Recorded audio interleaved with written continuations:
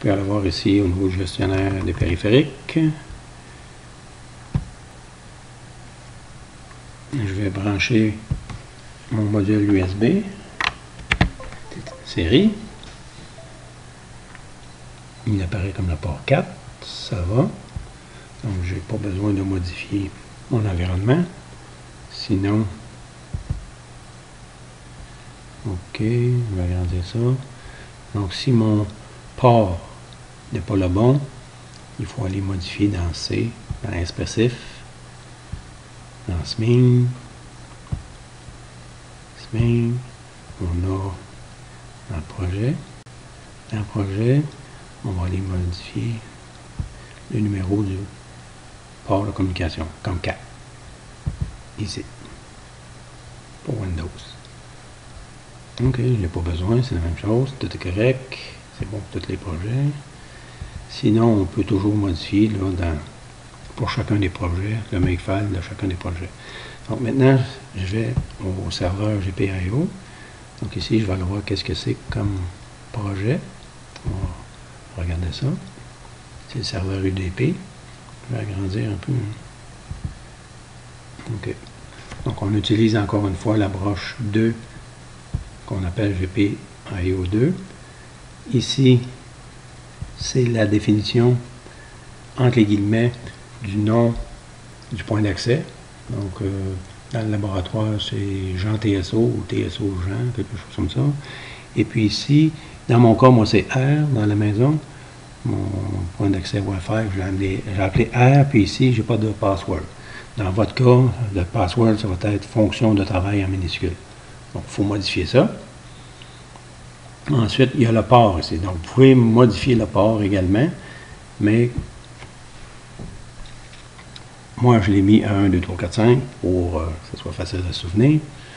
Donc, c'est des choses que vous allez pouvoir modifier. Donc, lorsqu'on va recevoir un paquet UDP, il va comparer le data reçu, il va regarder si en fin de compte, là, c'est la chaîne de Caretta qui est ici.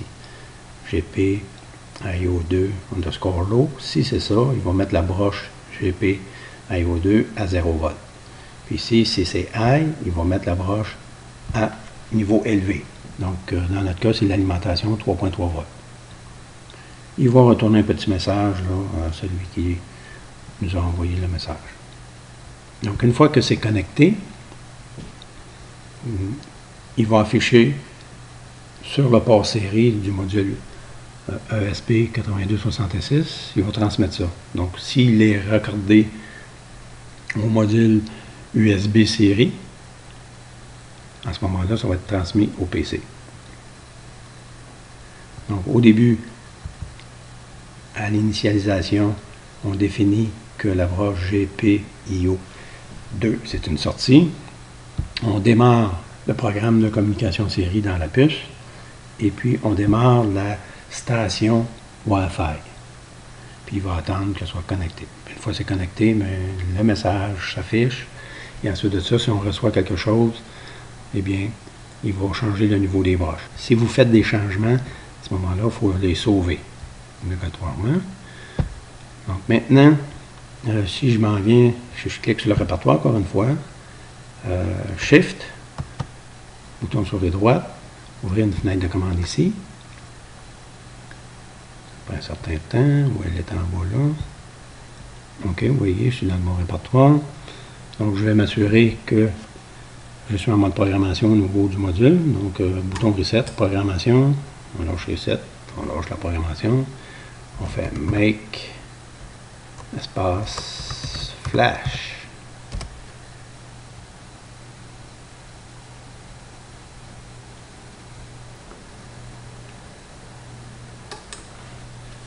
OK. Maintenant, ce que je peux faire, c'est voir si je peux partir un client. Donc, je fais ANSI.NET4-U pour UDP. Quelle est l'adresse dans mon module A? Pour ça, je vais partir celui-là que je n'ai pas de besoin. Je vais partir la communication ici. Donc, si je fais un reset, OK, ça ne communique pas. Donc, je dois débrancher le USB, rebrancher le USB. Ensuite de ça, je fais un reset. OK. Donc, vous voyez, l'adresse du serveur UDP, c'était assigné là, par le point d'accès. Et dans mon cas ici, c'est 100. Et le port, c'est 1, 2, 3, 4, 5. Donc, à partir de là, maintenant, si je m'en viens, je vais rapetisser ça. Je vais faire de la place un peu pour voir tout le monde. Là. Clic. Clic. Un peu comme ça. Même celui-là, je fais ça un peu comme ça. Je vais rapetisser, tiens, tout celui-là, de façon à être capable de voir aussi la caméra que j'ai installée sur l'autre. Donc, ici, c'est la machine virtuelle, tandis qu'ici, c'est ma vraie machine avec la caméra. Donc, on voit en fin de compte le bouton Reset, le bouton Programme. Il y a le module de relais qui est raccordé là, aux mêmes endroits que les deux diodes qui sont là. Ce n'est pas nécessaire pour la fonctionnalité. Donc, c'est juste si on veut brancher quelque chose, des lampes, des moteurs, quelque chose comme ça. Donc, maintenant, je connais l'adresse. Si je reviens dans ma fenêtre ici, c'est 192.161.0.100 et le port 1, 2, 3, 4, 5. Enter. Donc maintenant, je peux envoyer un message. GPIO 2 underscore low. Enter. Je vais tasser ça.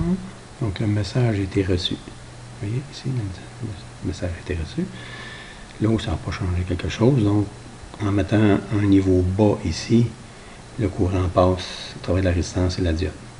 Donc maintenant, je vais mettre un niveau haut. GPIO 2 le score HIGH. Et on l'a entendu cliquer. Et en mettant une tension élevée, donc pas de courant, pas de différence de tension. Voilà. Donc à partir d'un client sur une autre machine, ou dans une machine virtuelle, ou à partir d'un téléphone cellulaire, donc si on a l'adresse et le port, si on envoie un paquet UDP avec ces commandes-là, on est capable de contrôler la tension en sortie des broches, et puis s'il y a quelque chose de relié à ces broches-là, donc une lumière, un relais, on est capable de contrôler. Vous pouvez partir l'application Visual Studio qui permet là, de contrôler ça aussi. Si je vais chercher l'exécutable, bin, le debug, celui-là, si je clique là-dessus, et puis que je modifie l'adresse, c'est 100, 1, 2, 3, 4, 5, ça va, je fais go high, go low, ok, ça clique, ça fonctionne. Donc je vais baisser ça ici, pour qu'on puisse voir un peu. Low, ça éteint. Quand la broche est high, ça éteint plutôt. Quand c'est low, ça allume. Clic, clac.